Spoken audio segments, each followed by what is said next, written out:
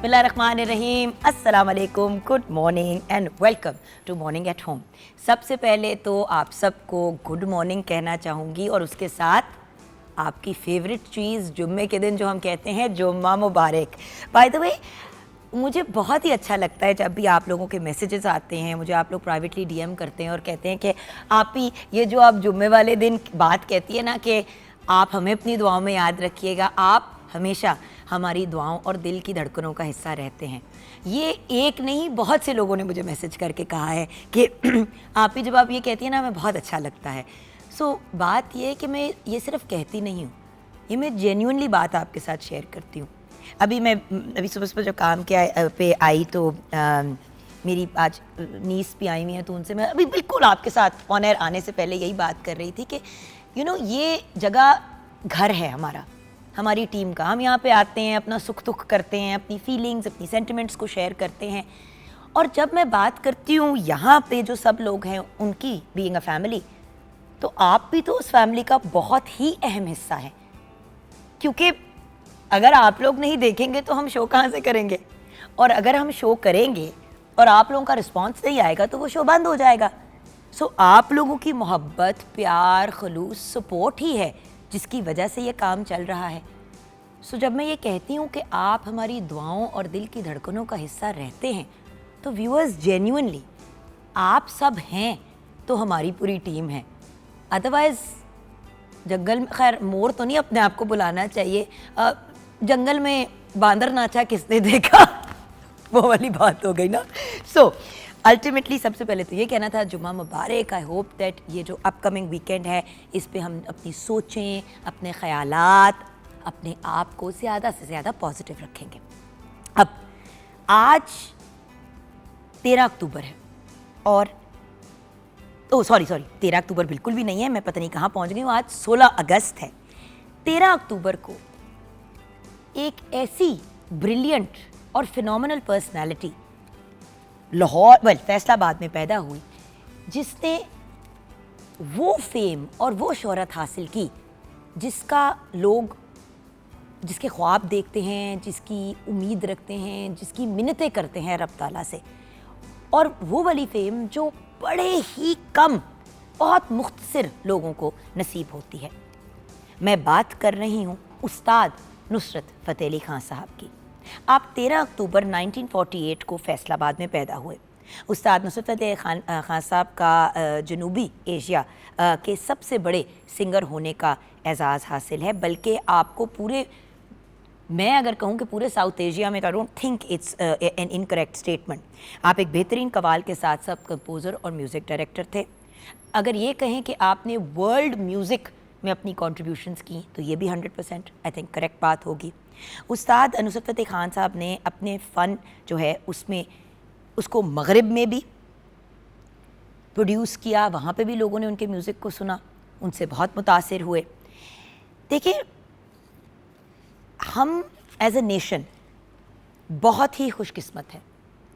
हमारी मिट्टी इतनी ज़रखेज़ है कि ऐसा टैलेंट पाकिस्तान से निकला है कि इट्स शॉकिंग। इंसान दंग रह जाता है कि इतने टैलेंटेड लोग यहीं से निकले हैं।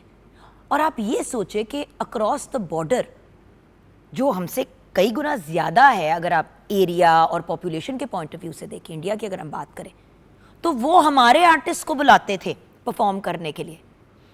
वो हमारे आर्टिस्ट से गाने गवा के अपनी फिल्मों में और अपने प्रोजेक्ट्स में यूज़ करते थे और अभी भी करते हैं। और फैसलाबाद की जब बात करें तो पता नहीं भाई फैसलाबाद की मिट्टी में क्या है कि जुगतें हो गई और म्यूज़िक हो गया। इतना टैलेंट फैसलाबाद से निकलता है कि कोई हद नहीं है। खान साहब की जब बात करें तो कवाली की दुनिया में आपको एक रोल मॉडल समझा जाता है। म्यूज़िक के फील्ड में जब भी कोई इंसान आना चाहता है तो 3 नाम हैं पाकिस्तान में जो सर फहरिस्त होते हैं: मैडम नूर जहाँ साहिबा, मेहदी हसन साहब और उस्ताद नुसरत फ़तेह अली खान साहब। ये वो लेजेंड्स हैं जो जब जिंदा थे तो लिविंग लेजेंड्स थे, और जब इस दुनिया से रुखसत हुए तो वो तो रुखसत हो गए, लेकिन उनका काम इतना ब्रिलियंट और इतना अमेजिंग कि आज भी लोग उनको उसी तरह याद करते हैं जैसे पहले करते थे। जब भी हम अपने शो पे ट्रिब्यूट वीक करते हैं या स्पेशली कॉम्पिटिशन्स करते हैं, तो इन तीनों आर्टिस्ट में से किसी ना किसी आर्टिस्ट का हमेशा गाना यूज़ किया जाता है as a tribute, and then उसके साथ साथ एज वो जो कहते हैं ना फाइनल के, तो फाइनल में जब हम कहते हैं कि भाई अपने फेवरेट आर्टिस्ट या अपने किसी जो अपने फेवरेट लेजेंड हैं, तो हमेशा इन्हीं तीनों में से एक होते हैं। और खान साहब, आप तो बहुत ही आला इंसान थे। आपसे मेरी कुछ मुलाकातें रही, बहुत छोटी थी, एक दफ़ा आपकी कवाली अटेंड करने का मुझे मौका मिला। आप वैसे 16 अगस्त 1997 को इस दुनिया से रुखसत हुए। आज आपकी बरसी है और आपको गवर्नमेंट की जानिब से प्राइड ऑफ परफॉर्मेंस से भी नवाजा गया। मेरी एक्चुअली पर्सनली भी उनसे क्योंकि मुलाकातें रह चुकी हैं, तो मैं अपने आप को बहुत लकी कंसिडर करती हूँ। मेरी फूफो की शादी थी, हम छोटे छोटे से थे, आप परफॉर्म कर रहे थे और मैं छोटी सी, जितनी मैं हाइपर अब हूँ इससे कोई करोड़ गुना ज़्यादा हाइपर मैं जब छोटी सी थी तब होती थी। इधर फुदकना उधर फुदकना ये वो, और बहुत ही इम्प्रेस ना, हमेशा से आर्ट से बड़ी इम्प्रेस। कवाली हो रही है, बच्चे वगैरह उस पास से कहीं खेल रहे हैं, मैं वाहिद जिस तरह उनको कभी इधर से देखूँ कभी उधर से देखूँ।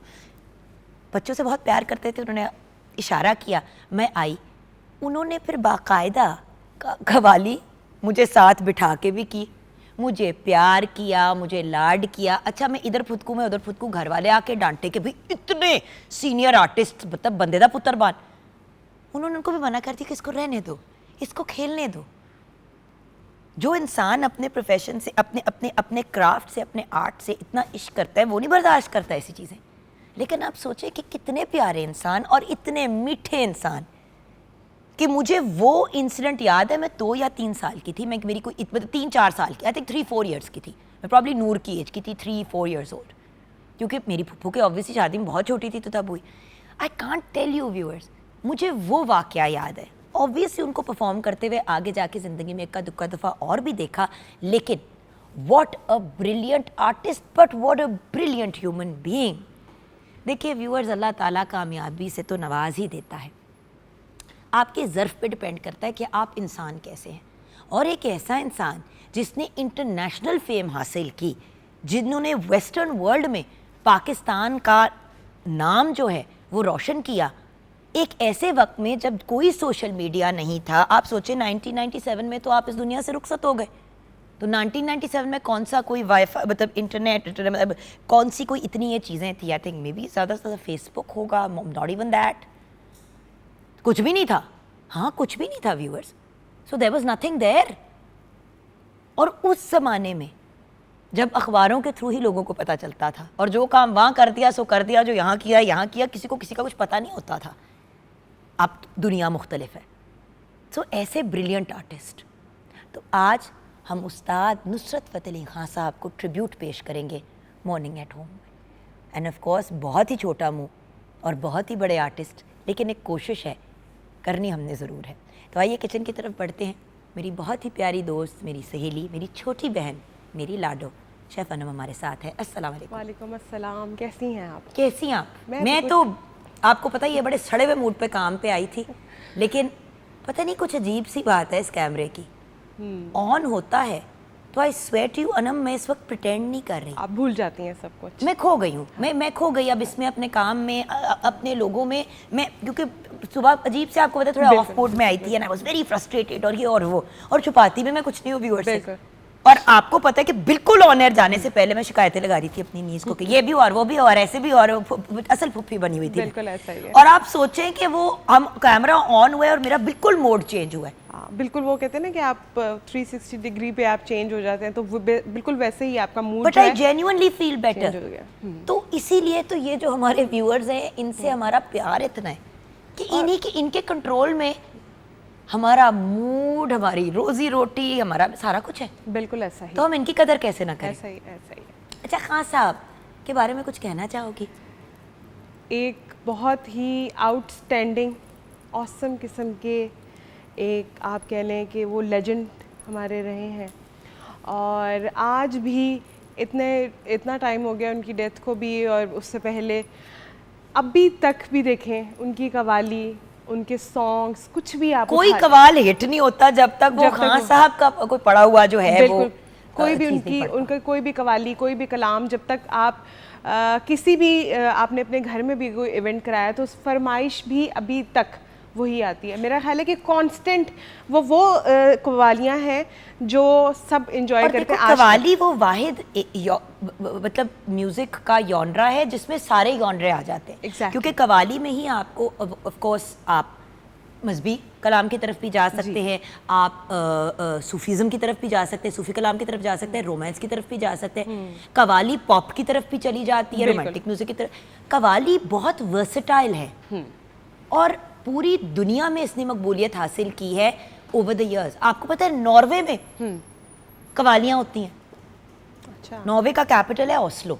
ओस्लो में रेगुलरली जो म्यूजिक कॉन्सर्ट्स और चीज़ें होती हैं, ज़्यादातर लोग कवालियों का एहतमाम करवाते हैं। अच्छा, वो यानी कि हमारे आर्टिस्ट यहाँ से यूरोप जाते हैं कवाली परफॉर्म करने के लिए और 90% गोरे लोग होते हैं, लेकिन चुप करके ऐसे सुन रहे होते हैं जैसे एक एक वर्ड उनको समझ आ रहा है, क्योंकि वो एंजॉय कर रहे होते हैं, वो उस पूरे सिनेरियो को एंजॉय कर रहे होते बिकॉज म्यूजिक रूह की ग़िज़ा है। बिल्कुल, मौसीकी तो रूह की ग़िज़ा है, वो आपको कहाँ से कहाँ और कहाँ से कहाँ पहुँचा देता है। बिल्कुल ऐसा ही।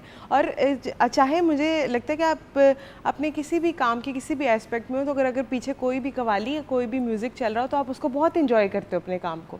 आपका अगर मी टाइम की भी अगर आपको ज़रूरत, जैसे मैं हूँ, मुझे अगर मी टाइम चाहिए होता है तो मैं ड्राइव पे निकल जाती हूँ, तो फिर उस वक्त ये जो जैसे आपने कहा कि ये जो कवाली है या सॉन्ग्स है या कुछ भी है या मनकतब कुछ भी है, आप जब भी सुनते हैं आपकी वो रूह को वाकई उसकी ग़िज़ा है, आपको वो एंजॉय करते हैं आप अपनी जर्नी। एंड कहते हैं ना कि अगर मूड ख़राब है थोड़ा म्यूज़िक सुन लो तो ये चीज़ें बहुत डिफरेंस क्रिएट करती हैं।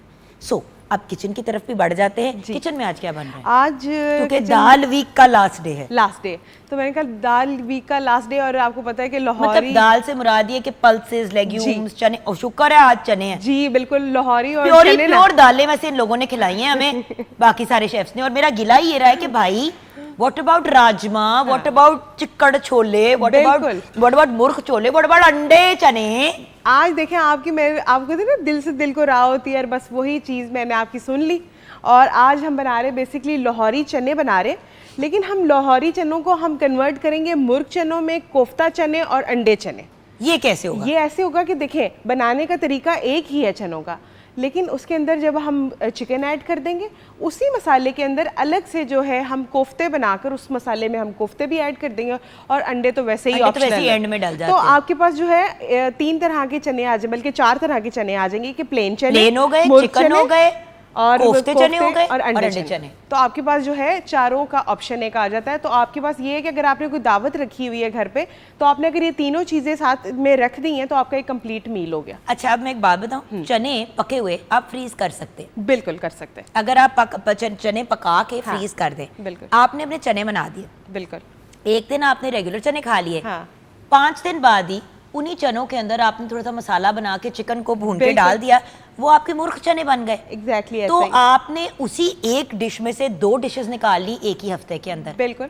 और आपके पास अगर फ्रोज़न कोफ्ते पड़े हुए हैं, आपने नहीं इतना ज़्यादा काम करना, तो आप वो फ्रोज़न कोफ्ते ले, मसाले में भूने और दोबारा से चने बना लें। और आपको पता है कि लाहौरी तो बहुत शौकीन है नाश्ते के अंदर, ख़ास तौर के ऊपर चनों के, तो इसीलिए यार लाहौरी नहीं, पूरे पंजाब साइड पे हम लोग चने बड़े शौक से खाते हैं। तो आज की रेसिपी इसीलिए मैंने डिज़ाइन की है, तो अगर आप रेसिपी शेयर कर देती, तो इसके लिए लाहौरी मुर्ग चनों के लिए मुर्गी का गोश्त हम 1 किलो लेंगे, चने 3 पाव उबले हुए, कोफ्तों के लिए कीमा लेंगे हम, चिकन का कीमा इसमें यूज़ करें क्योंकि मैं मुर्ग चने बना रही, लेकिन मैं थाई का पीस लूँगी आधा किलो, नमक हस्बे जायका, सुर्ख मिर्च आधा चाय का चम्मच, सूखा धनिया 1 खाने का चम्मच, हरी मिर्चें 3 अदद, अदरक लहसुन पेस्ट 1 खाने का चम्मच, अंडे 6 अदद, नमक हस्बे जायका, काली मिर्चें 1.5 खाने का चम्मच, हल्दी पाउडर 1/3 चाय का चम्मच, दड़ा मिर्च 1 खाने का चम्मच, प्याज जो की पेस्ट है वो 3 अदद हम बनाएंगे, दही इसके अंदर तकरीबन 1 कप के करीब जाएगी, अदरक लहसुन पेस्ट 3 खाने के चम्मच, घी 2 कप, और तड़के के लिए आधा कप घी यूज़ करेंगे, सुर्ख मिर्च पाउडर तकरीबन 1/4 चाय का चम्मच हम इसमें यूज़ करेंगे, और सुर्ख जो रंग है अगर वो चाहें तो आप उसको, वो ऑप्शनल है, अगर आपको थोड़ा सा जो ऑयल की जो तरी होती है, अगर आपको थोड़ी लाल चाहिए तो आप उसमें थोड़ा सा yellow red food colour add कर सकते हैं, और 6 से 8 अदद जो है हम इसमें हरी मिर्चें ऐड करेंगे। बहुत ही आसान तरीके से बनने वाली ये रेसिपी है। आपने सबसे पहले क्या करना है कि अपने चनों को आपने तकरीबन 80% आपने उसको बॉईल कर लेना है, लेकिन उसको बॉईल करने से पहले तकरीबन 4 घंटे आपने पहले इसको भिगो के रखना है, थोड़ा सा मीठा सोडा लगाकर।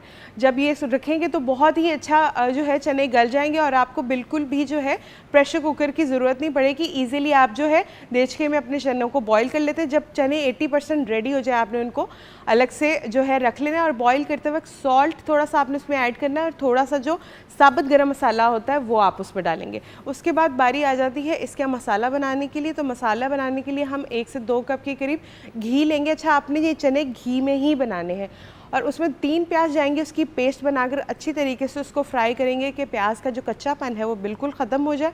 उसके बाद उसमें लहसुन अदरक ऐड कर देंगे, उसको थोड़ी देर भुनाई करेंगे उसकी। फिर सारे जो मसाला जाता है वो इसमें डालकर थोड़ी देर इसको कुक करेंगे। कुक करने के बाद मैं इसके अंदर डाल दूँगी दही। दही को डालकर अच्छी तरीके से पकाएंगे। दही का पानी जब बिल्कुल ड्राई हो जाएगा तो हम इसमें चिकन ऐड कर देंगे। चिकन ऐड करके अच्छी तरीके से भुनाई करेंगे। भुनाई करने के बाद जब चिकन की बिल्कुल अच्छी तरीके से भुनाई हो जाएगी तो जो चनों का पानी जो हमने जिसमें बॉईल किए हैं वो सेव करके मैंने रखा हुआ है वो हम उसमें डाल देंगे, क्योंकि सारी जो ग़िज़ाइयत है वो इस पानी के अंदर ही है, सारा टेस्ट इस पानी के अंदर ही है।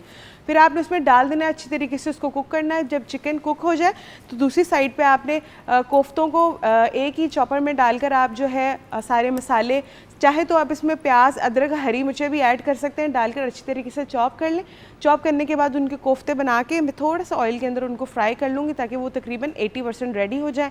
जब हमारा मसाला बिल्कुल कुक हो जाएगा तो उसमें कोफ्ते डालकर उसको थोड़ी देर के लिए दम की आंच पे रख देंगे ताकि वो कुक हो जाए।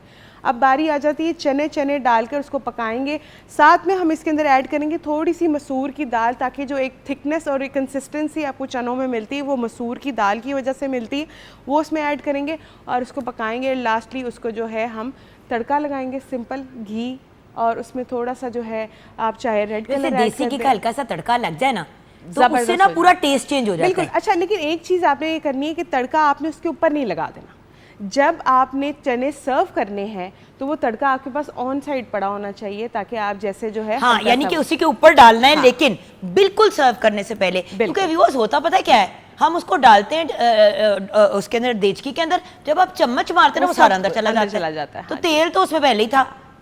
तो वो जिस तरह दाल मखनी को हम सर्व करते हैं तो ऊपर मक्खन का डालते हैं, बिल्कुल वो तो लाजिम है। हाँ जी, इसी तरह ये वाली जो रेसिपी है इसमें जब आपने तड़का इसको लगाना है तब आप इसको लास्टली तड़का लगाएं और उसके बाद ठीक है। लेकिन ये मैं आपको ओपन चैलेंज दे रही हूँ, आपने ये पंगा, और ये पंगा ही है, ये आपने किया Pakistan television network Lahore centre पे। बिल्कुल। और याद रखिएगा कि 90% ऑफ द टाइम हमारा नाश्ता क्या होता है? चनों का। जी, चनों का, क्योंकि हमें चने बहुत अच्छे मिलते हैं इर्द गिर्द। बिल्कुल जी, और एक तो बड़ी फेमस जगह है और मैं तो बिल्कुल आप समझे कि हब में खड़ी हूँ इस वक्त। आप हब में खड़ी हैं। तो याद रखिएगा कि अगर ना अच्छा हुआ तो इस वीकेंड पे आपकी गिच्ची मरोड़ी जा सकती है। बिल्कुल जा सकती है। क्लियर हो गई ये बात? ओके।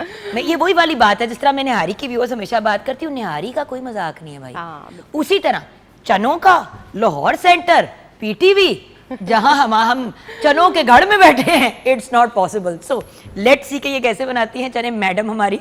जिंदा तो रहना है तो अच्छे बना लो। बिल्कुल बिल्कुल, इंशाल्लाह। चल मेरी जान, आप अपने काम में मसरूफ हो जाएं, मैं भी कुछ थोड़ा सा काम कर लेती हूँ। ब्रेक की तरफ जाएंगे, ब्रेक के बाद जब वापस आएंगे तो उस्ताद नुसरत फतेह अली खान साहब को ट्रिब्यूट पेश करना है, लेकिन छोटा सा हिस्सा हमने भी डाला है, आइए उसे देखते हुए जाते हैं।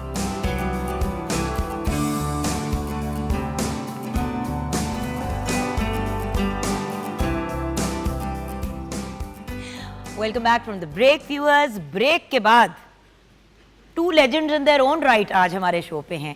एक लेजेंड को ट्रिब्यूट पेश करने के लिए, एक तो खैर अजीबोगरीब शक्लें बना रहे हैं, उनकी तरफ जब मैं आऊँगी तो हम उनसे बात भी कर लेंगे कि क्यों उन्होंने ऐसी शक्ल बनाई। बात यह है कि व्यूअर्स, एक सर्टन अमाउंट ऑफ टाइम जब आप एक इंडस्ट्री को देते हैं, जब आप अपना नाम बनाते हैं, अपने मुल्क का नाम रोशन करते हैं, तो आप एक नेशनल हीरो बन जाते हैं। और उस्ताद नुसरत फतेह अली खान साहब जेन्युइनली एक जब जिंदा थे तो हमारे नेशनल हीरो और लिविंग लेजेंड थे। दुनिया से रुखसत हो गए, उनकी जिस्म, उनकी रूह चली गई, लेकिन उनका काम तो I think till the end of time चलेगा। क्योंकि ये बड़ी रेयर बात है कि एक पर्सनैलिटी इस दुनिया से 1997 में रुखसत हुई और आज भी कोई इवेंट, कोई शो मुकम्मल नहीं होता आपके पढ़े हुए कलाम को सुने बगैर या आपकी कोई बात किए बगैर। कितनी बड़ी बात है व्यूअर्स। हमारी ख्वाहिश होती है कि हम इस दुनिया से रुखसत हों तो कम से कम जनाजे पे और कुलों पे लोग जो हैं हमें अच्छे अल्फाज में याद करें। वो क्या को पर्सनैलिटी होगी जिनका इतने सालों बाद भी ऐसे जिक्र होता है कि जैसे कि वो हैं, थे नहीं। सो आज ऐसी ब्रिलियंट पर्सनैलिटी पे बात करने के लिए एक जिन इन हिज ओन राइट हमारे साथ बैठे हैं हमारे बहुत ही प्यारे भाई, senior journalist, columnist, writer, brilliant personality, national और इंटरनेशनल लेवल पे हमें रिप्रेजेंट भी करते हैं, लोगों को आगाही भी देते हैं और ऑनेस्टली पाकिस्तान की पॉजिटिव इमेज क्रिएट करने में इनका बहुत बड़ा किरदार है। और अगर मैं ये कहूँ कि मेरे करियर में भी और मेरे मॉर्निंग शो की इस जर्नी में इनका बहुत बड़ा हाथ रहा है तो ये बात गलत नहीं होगी। इन्हीं की केयर के अंडर, निगरानी के under, he was my boss, इनके अंडर मैंने अपना मॉर्निंग शो शुरू किया एक प्राइवेट सेक्टर में। उसके बाद में मैंने पीटीवी ज्वाइन किया, लेकिन उस एक साल में जितना मुझे सीखने का मौका मिला, उस्तादों के उस्ताद आज हमारे साथ ताहिर सरवर मीर हैं। अस्सलाम वालेकुम सर। उम्र आपकी इतनी सी है, उम्र आपकी इतनी सी है और हरकतें आपकी ऐसी है कि कोई बंदा कहता है कि अभी हम जाएंगे तो एकदम से एक बाबा जी बैठे होंगे, उधर एक लंबे बालों वाला बॉय आ जाता है। ये क्या है? कर लेंगे, आज खान साहब का उर्स है, मेरा उर्स नहीं है आज। अल्लाह माफी दे तो बस तकफार। इतना कुछ कह दिया तो चलें, शुक्रिया। आपने ये कहा कि नुसरत फ़तेह अली खान साहब के बारे में क्या कहना चाहेंगे? अभी जब कैमरा ऑफ था, वो साथ वाले जो बॉय हैं उनसे भी मुलाकात कर लेते हैं जल्दी से, फिर उसके बाद गुफ्तगू शुरू करते हैं। एंड देन ऑफ कोर्स मेरे बहुत ही प्यारे भाई जिनके बगैर मैं नहीं ट्रिब्यूट पेश कर सकती, क्योंकि सिंपल बात है, ना तो मेरे पास ऐसे अल्फाज हैं, ना तो मुझे उस किस्म का अल्फाज का चुनाव करना आता है जो मेरे इस प्यारे भाई को करना आता है, और ना ही मेरी इतनी नॉलेज है, क्योंकि अपना प्रोग्राम जब ये होस्ट करते हैं स्क्रिप्ट खुद लिखते हैं, सारा एफर्ट, गेस्ट अलाइनिंग, एवरीथिंग ये आदमी खुद करता है। इस लेवल की कमिटमेंट, डेडिकेशन मैंने बड़े कम एंकर्स में देखी है। So a brilliant personality in his own right हमारे साथ रियाज खान साहब है। अस्सलाम वालेकुम। वालेकुम अस्सलाम और बहुत सारा शुक्रिया इस तमाम मोहब्बत। रियाज खान साहब, ताहिर सरवर मीर खान साहब एंड जुगन खान साहब। जुगन जैसे ताफो बरादरान है ना, जुगन बरादरान का आज जो है वो यहाँ बड़ा जलवागर हुआ। इतने हम क्यूट है ना। अच्छा ओके ओके, हाँ सर। अब ताहिर साहब, the floor is yours sir. उस्ताद नुसरत फ़तेह अली खान साहब के मतलब जो है समरी ये है कि एक लेजेंड, आपने ये कहा ट्रू लेजेंड। यहाँ मीडिया में लेजेंड जो है ना वो ऐसे ही उसको बड़ा मिसयूज़ किया जाता। तो अगर 50 साल की हिस्ट्री या पाकिस्तान के 77 साल की हिस्ट्री देखी जाए तो उसमें ट्रू लेजेंड जो हैं उस्ताद नुसरत फ़तेह अली खान रहे और हैं अपने काम के। ये सामने लेगेसी उनकी बैठी है कवाली, तो ये भी उनको रिप्रेजेंट कर रहे हैं और एक दरवेश इंसान थे। और मैं ये समझता हूँ कि हम खुशनसीब हैं कि उनको देखा भी, उनके साथ काम भी किया, उनसे प्यार भी लिया और उनके साथ ट्रैवल भी किया। और पाकिस्तान के पहले इंटरनेशनल वो मेगा स्टार हुए। उससे पहले हाजी ग़ुलाम फ़रीद साबरी बरादरान जो थे उनका नाम था। लेकिन ये ज़रूर कहना चाहिए कि एशिया में उनकी कवाली का जो अंदाज़ था वो बहुत ही एक यूनिक अंदाज़ था, ट्रेडिशनल था। लेकिन जो खान साहब ने कवाली की, नुसरत साहब ने, वो वेस्ट पूरा और अमेरिका पूरा, यानी पूरी दुनिया की कवाली थी वो। ताहिर भाई मुझे प्लीज़ करेक्ट कीजिएगा। ऑब्वियसली मैंने पहले में कह दिया, पहले ही आपको ये कह दिया कि मेरे उस्ताद बैठे हुए मेरे सामने। सो मैं कभी कभी सवाल करूंगी जो शायद इनकरेक्ट होंगे और वो जवाब मुझे करेक्ट भी करेंगे, तो मैंने कहा मैं क्लियर कर दूँ व्यूअर्स को। साबरी बरादरान की जो एक जो लोग उनको जानते थे, लेकिन देसी आवाम ही उनको बाहर जानती थी, if I am not mistaken. Khan साहब को देसियों ने और नॉन देसियों ने भी, वेस्टर्न वर्ल्ड ने बड़े ओपन आर्म्स के साथ एक्सेप्ट किया। क्या ये बात सही होगी कि उनकी पॉपुलैरिटी थी एक ट्रेडिशनल पाकिस्तानी म्यूज़िक के पॉइंट ऑफ व्यू से, लेकिन खान साहब ने हमारे म्यूज़िक को वहाँ पे ज़रा नॉर्मलाइज कर दिया, ज़रा कॉमन कर दिया। जैसे कि अब बॉलीवुड म्यूज़िक बड़ा कॉमन है, अगर बाहर जाएं तो किसी भी बार में, क्लब में बॉलीवुड म्यूज़िक चल रहा होता है। देखें, जो आपका ये सवाल है ना, पूरी कंप्लीट एक संपूर्ण अस्थाई आपने कह दी है। इसका अंतरा मैं आगे कह देता हूँ कि खान साहब का जो स्टाइल था उसमें कुदरती भी वो लाशौरी तौर पे और शौरी तौर पे दोनों अटेम्प्ट थी, क्योंकि खान साहब के जो जितना उन्होंने म्यूज़िक किया है उससे ज़्यादा वो म्यूज़िक सुनते थे। जब भी वो ट्रैवल करते थे तो शॉपिंग उनकी यही होती थी कि मुख्तलिफ़ मुल्कों का, मुख्तलिफ़ कौमों का फोक, क्लासिकल, जैज़ जो भी वहाँ है वो लेते थे, वो सुनते थे। अब इसकी जो प्रैक्टिस उन्होंने ये की कि दरबार से कवाली, खान साहब से पहले दरबार और नवाबीन और राजों महाराजों में कवाली होती थी, और ये दरगाहों पे वो खान साहब ने उसको उठा के तो वहाँ तक ले गए कि माइकल जैक्सन उस वक्त जो है वेस्ट के जो है वो मेगा स्टार और मेडोना, ये दोनों कंपनीज़ वो चाह रही थी, पाइपलाइन में थे उनके प्रोजेक्ट। पहले होना था मेडोना का, उसके बाद माइकल जैक्सन का, और फिर 3 बड़ी फिल्में हैं, dead man walking, beautiful film bye the वे, अगर आपने नहीं देखी तो देखिए ज़रूर, और द सेंट, और दूसरी वो नेचुरल किलर बॉन्ड, वो वाली नेचुरल बॉर्न किलर, जी, बिल्कुल हाँ, सही। और एक और फिल्म थी और by the way super hit films, जी, ये नहीं कि आपको वो होता ना, फिल्मों में तो गाने आजकल हर किसी के ही आ जाते हैं, ये बार बार क्लियर करना पड़ता है, कुछ यंगर जनरेशन को आइडिया नहीं है, और 60% 70% हमारी कौम जो है वो 30 साल से कम उम्र की है। अच्छा, तो उनको आइडिया ही नहीं है। इसमें इम्पोर्टेंट बात ये है जुगन कि वो वहाँ पीटीवी में एक इंटरव्यू हुआ था, मुस्तनसब हुसैन तारड़ साहब कर रहे थे, तो उसमें भी ये बात हुई थी, और मैं नुसरत साहब से भी ये मैंने पूछी, और उन्होंने कहा कि वो जो ये तीनों फिल्मों में जो भी उन्होंने किया वो अपने आप से, उन्हें सिर्फ ट्रैक दिया गया या कहानी बताई गई कि ये सिचुएशन है, ये करैक्टर है, तो आपने अपने पास से ख़ुद से करना है। तो सोनी राग में खान साहब ने बताया कि एक ऐसा राग है जिसमें उदासी और जो महबूब चला गया है उसको बुलाने का जो कैफियत होती हैं सोनी, और फिर इसमें दुख दर्द जो है दूसरी कैफियत, तो सोनी में और दूसरे क्लासिकल रागों में उन्होंने ये सारी अपने पास से की। और एक मैं आई विटनेस भी हूँ कि 1996 में A.R. रहमान आए थे, तो A.R. रहमान उस वक्त ऑस्कर अवार्ड विनिंग तो नहीं थे, लेकिन बहुत बड़ा नाम, रेवोल्यूशन ले आए थे। तो वो भी हमने देखा कि यहाँ सरगम स्टूडियो लाहौर में वो मेरे जहन में ये था कि ये खान साहब से कुछ करवाएगा, बना के लाया होगा, लेकिन वो नीचे बैठा हुआ था फ्लोर पे और कह रहा था कि कुछ भी करें खान साहब। उनके साथ लिस्टिस महबूब भी थे, उनकी वालदा भी थी। और मैं ये आपको ये भी आगे चल के बताऊंगा कि वो मुसलमान जो हुए A.R. रहमान, वो खान साहब की कवालियाँ सुन के हुए थे। बिल्कुल। और इसी बहुत ही इंटरेस्टिंग नोट पे हम ब्रेक की तरफ बढ़ते हैं। ब्रेक के बाद जब वापस आएंगे तो जहाँ कवाली की इतनी बात हो रही है तो कुछ सुनते हुए आएंगे। ब्रेक के बाद हमें ज्वाइन करेंगे बख्तियार अली संतू खान कवाल, उनका पूरा ग्रुप तो हमारे साथ है ही, अभी वो भी हमें ब्रेक के बाद ज्वाइन करेंगे। कवाली सुनते हुए वापस आएंगे, खान साहब को ट्रिब्यूट पेश करते हुए, फिर रियाज खान साहब भी अपनी फीलिंग्स, अपना हिस्सा डालेंगे, and then we will continue with the discussion. मज़े की बात यह कि दोनों पर्सनैलिटीज़ जो है इनके पास बहुत interesting out of the box facts हैं।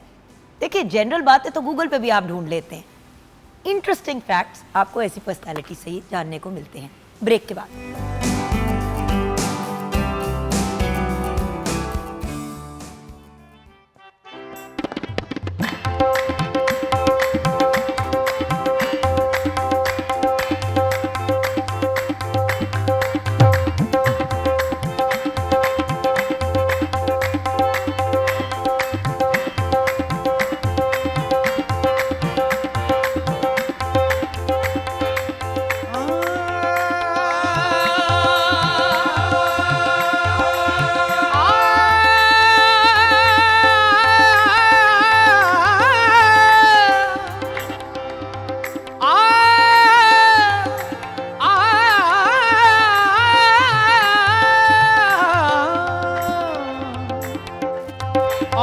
सयो रल देवो नी बधाई अवली सयो रल देवो नी बधाई मैं घर आया सोना माही घड़ियाल देवो निकालनी मेरा पिया घर आया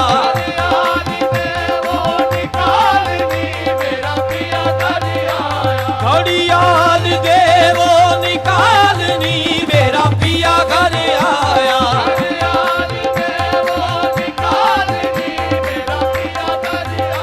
हाँ पिया घर आया सानू अल्लाह मिलाया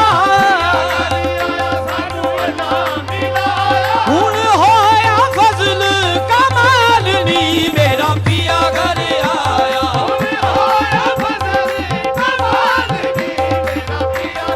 ओ लालनी मेरा पिया घर आया ओ लालनी मेरा पिया घर आया मेरा खैर जना पुत्रिया वेखो लालनी मेरा पिया घर आया अज दा रोज मुबारक चढ़िया माही मेरे वेड़े बड़िया ओ लालनी मेरा पिया घर आया मेरा पिया घर आया मेरा पिया घर आया मेरा पिया घर आया मैं सदके जावा पिया दो मैं थके जावा पिया दो मैं वारी जावा पिया दो मैं शक्कर वंडा पिया दी मैं शक्कर वंडा पिया दी गमदाड़ी दा नी दा नी मादा गमदाड़ी दे गमदाड़ी दे गमदाड़ी दा शक्कर वंडा पिया दी शक्कर वंडा पिया दी मैं शक्कर वंडा पिया दी मैं शक्कर वंडा पिया दी घड़ी घड़ी घड़ियाल बजावे रहन वसल दी पिया गतावे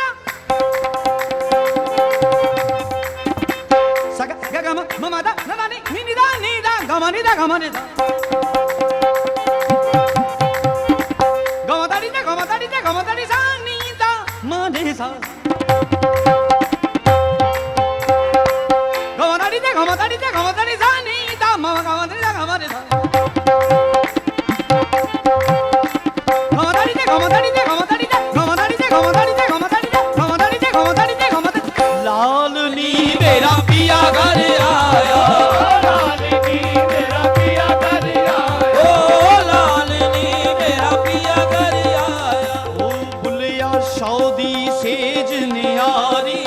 नी मैं तारन हारे तारी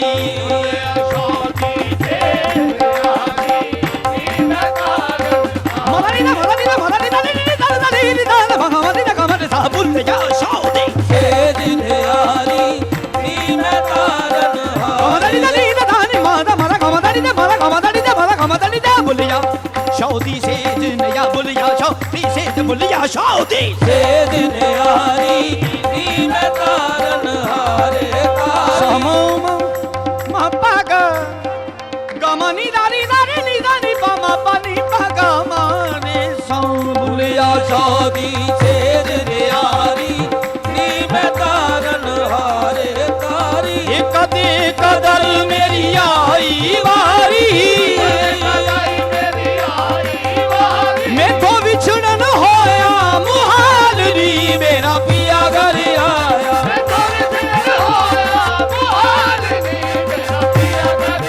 मेरा पिया घर आया मेरा पिया घर आया मेरा पिया मैं सदके जावा पिया तो के जावा पिया तो मैं वारी जावा पिया तो मैं शक्कर बनना पिया दी मैं शक्कर बनना पिया दी मैं शक्कर बंडा पिया दी शक्कर बंडा पिया दी मैं शक्कर बंडा पिया दी पिया घर आया पिया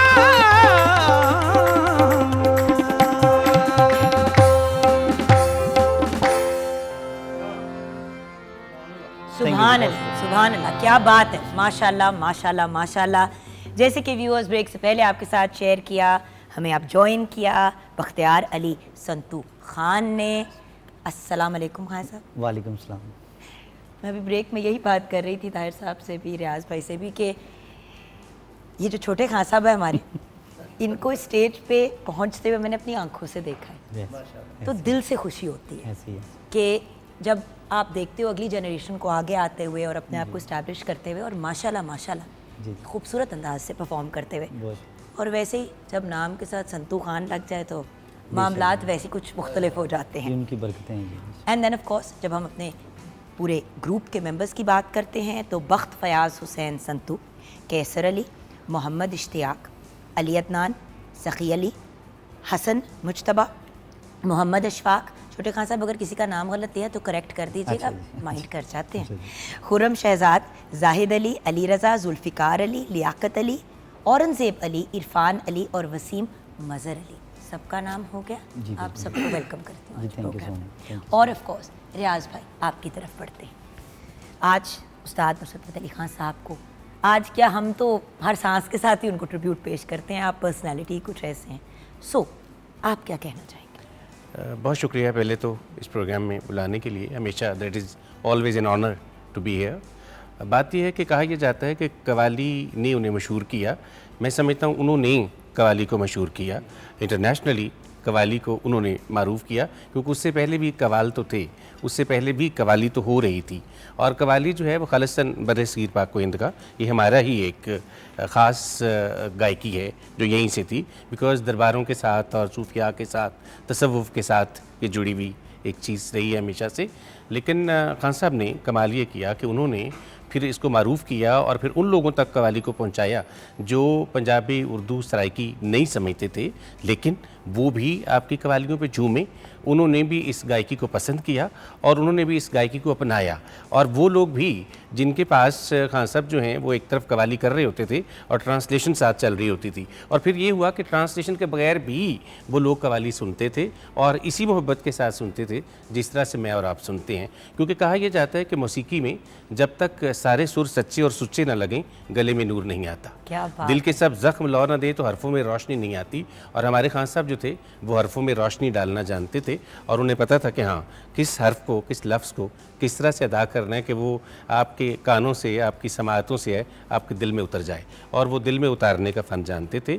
मैं समझता हूँ कि हम खुशबख्त हैं कि हमने उन्हें लाइव सुना, हम खुशबख्त हैं कि वो हमारे हैं, और we always feel privileged and proud just because of him. कि बिकॉज जिस तरह से अभी बीर साहब ने कहा कि वो एक ट्रू फॉर्म में एक लेजेंड, जिसको वाकई जिनको लेजेंड असल वाले लेजेंड, असल वाले लेजेंड जो है ना जी, वो जो भाग दौड़ के लेजेंड वो वाले नहीं, असली वाले लेजेंड वो रहे और रहेंगे। और मौसीकी पे उनका बड़ा एहसान है कि उन्होंने हमारी मौसीकी को, ये मशरक़ी मौसीकी को वहाँ तक पहुँचाया जहाँ तक शायद हम अदरवाइज़ नहीं पहुँच सकते थे। ये मैं समझता हूँ कि उनका एक क्रेडिट है जो उन्हें हमेशा मिलता रहेगा और हमें फ़ख्र है उन पर। बिल्कुल। और ताहिर साहब, जैसे कि ब्रेक से पहले भी हम बात कर रहे थे तो आपकी गुफ्तगू से भी एक बड़ी क्लियर इंडिकेशन मिली कि आपकी उनसे मुलाकात भी रह चुकी है। बहुत ज़्यादा। मैं तो खान साहब का DGIPR था, वो जो तर्जमान होता है ना, तो खान साहब मुझसे मशवरे भी करते रहते थे किस तरह ये जो मुबारक अली फ़तेह अली खान साहब की लसूड़ी शाह में उर्स होता है। बट आप तो उनसे काफ़ी छोटे थे। नहीं छोटे तो आप मुझसे नहीं छोटी, तो हमारी है ना, आप मेरी दोस्त भी हैं, बहन भी हैं। इतनी भी छोटी नहीं हूँ आपसे ताहिर भाई, वो अच्छा। तो उधर तो एज डिफरेंस था आप लोगों का काफ़ी ना। अच्छा, बात सुन ले, बड़ा बट क्रेडिट देखिए, एक बंदे के क्रेडिट को बेहतरीन बात आपको सुना रहा हूँ। एज कम है लेकिन आपसे मशवरा लिया जा रहा है, मैं ये पॉइंट आउट कर रहा हूँ हाँ, कि मेरा भाई ब्रिलियंट है। खान साहब मुबारक अली फ़तेह अली खान साहब की बरसी, और ये बहुत बड़ा एक स्टेज था बरे सगीर में, जैसे हर बल्लभ का मेला होता था वहाँ उस चढ़ते पंजाब में, इधर ये बरसी थी जिसपे सब लोग जो हैं बड़े बड़े गाते थे, साल पूरी तैयारी करते थे। तो मैंने खान साहब को कहा, नुसरत साहब को, मैंने कहा खान साहब इतना बड़ा ये इंटरनेशनल फेस्टिवल हो गया है तो यार तुसी लायलपुर करवाई जा रहे हो, लसूड़ी शाह इन्हों लाहौर करवाने हैं। तो यहाँ पहाड़ी पे मेरा वो पीछे पसे पर्दा, मैं थोड़े दिन राहत खान साहब के पास बैठा हुआ था, तो उनको भी नहीं पता था कि खान साहब ने ज़िंदगी में एक बरसी उर्स करवाया मुबारक अली फ़तेह अली खान का पहाड़ी पे, तो वो पीछे जो है वो मेरा मशवरा था।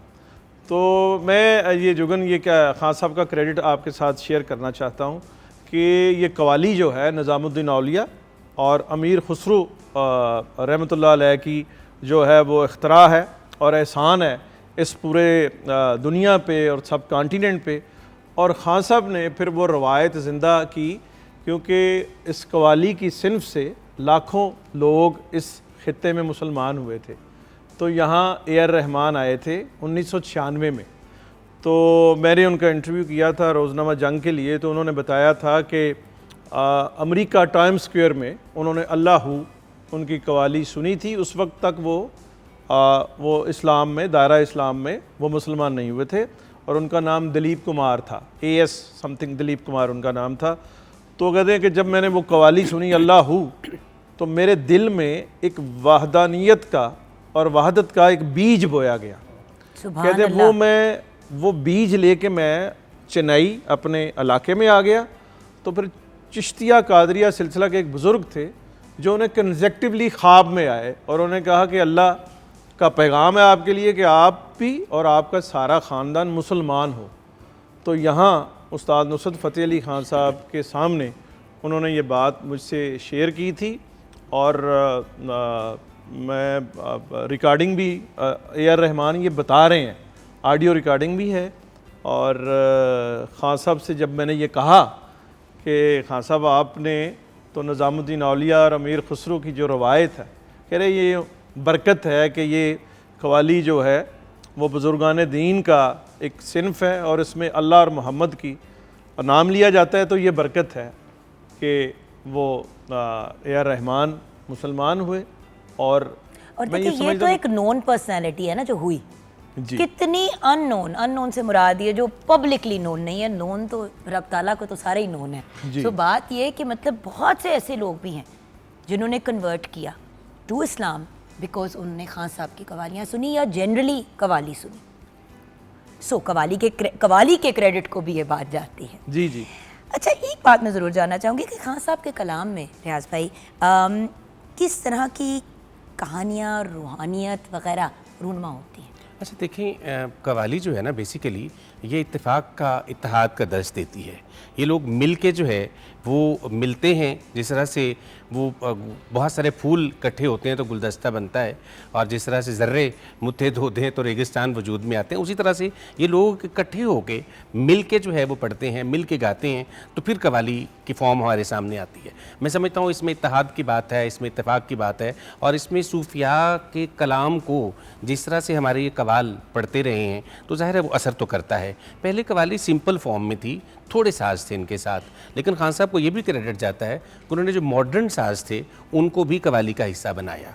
मॉडर्न साज जो वेस्टर्न साज थे उनको भी कवाली का हिस्सा बनाया, और फिर वो कवाली जो थी वो ज़ाहिर है वहाँ पे भी बहुत ज़्यादा पॉपुलर हुई वेस्ट में भी, और कवाली को बकौल कवाली ही लिया जाता रहा। ज़ाहिर है ग्रुप्स में गाते रहे लोग, लेकिन कवाली की फॉर्म भी वहाँ पे द मोस्ट पॉपुलर सिंफ बन गई वहाँ और पे। मैं वही बात जिससे इतनी इम्प्रेस होती हूँ कि नॉर्वे में, ओस्लो में इतनी डिमांड है कवाली की, वो तो अंग्रेजी भी नहीं बोलते। बंदा कहता है कि चलो अंग्रेजी बोलते हैं तो कुछ चलो इंग्लिश स्पीकिंग, वो तो ना उर्दू की उनको समझ ना पंजाबी की उनको समझ ना, मतलब they don't know our language, but वहाँ पे इतने बड़े बड़े कॉन्सर्ट्स रखे जाते हैं ओस्लो, नॉर्वेजियन बोलते हैं। देखें ना कि ये जो रियाज खान साहब कह रहे हैं कि वो खान साहब ने शौरी तौर पे ये प्रैक्टिस किया कि, और फिर उनका जो एक्सपीरियंस है, म्यूजिक एक्सपीरियंस अच्छा, अनकॉन्शियसली भी आपने कहा था शौरी अंदाज में भी और गैर आपने ये मैंने खान साहब से पूछा, मैंने खान साहब से पूछा कि खान साहब को आपको पता था कि जब आप सरगम करेंगे तो हिट होगी, यानी ये सरगम एक म्यूज़िक की ग्रामर है ना, और ये जो जिन्हें कहते हैं अताई कहते हैं, उनको तो ये कन्वे नहीं हो सकती कि ये सरगम, ये अब संतू साहब यहाँ किसी राग की सरगम अगर फ़र्ज़ करें आगे पीछे कर दें तो हम तो उसे लेबल नहीं कर सकते कि ये इस तरह से होगी है। तो खान साहब से मैंने ये सवाल किया था कि आपको क्या पता था शौरी तौर पे कि आप सरगम करेंगे, और ये लोग जो हैं जानने वाले भी और ना जानने वाले भी, वो उनको कन्वे होगी। तो खान साहब ने ये कहा कि मैंने जो सरगम एडाप्ट की है वो अपने अब्बा फ़तेह अली ख़ान, मुबारक अली ख़ान उनके ताया, और फिर उस्ताद तवक्कल ख़ान का नाम लिया, फिर उस्ताद सलामत ख़ान साहब का उन्होंने स्पेशली नाम लिया।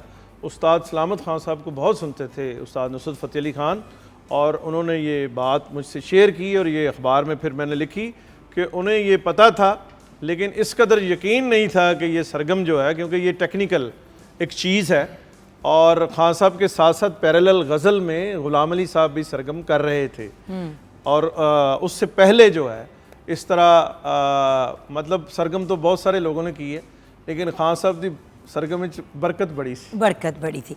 इसी नोट पे ब्रेक की तरफ बढ़ेंगे। ब्रेक के बाद जब वापस आएंगे तो ये बताइए कि ब्रेक से वापस आते हुए क्या सुनाएगा मेरा बेटा?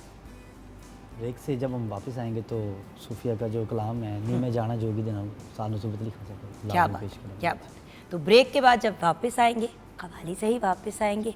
आफ्टर ऑल उस्ताद नुसरत फ़तेह अली खान साहब को ट्रिब्यूट पेश कर रहे हैं।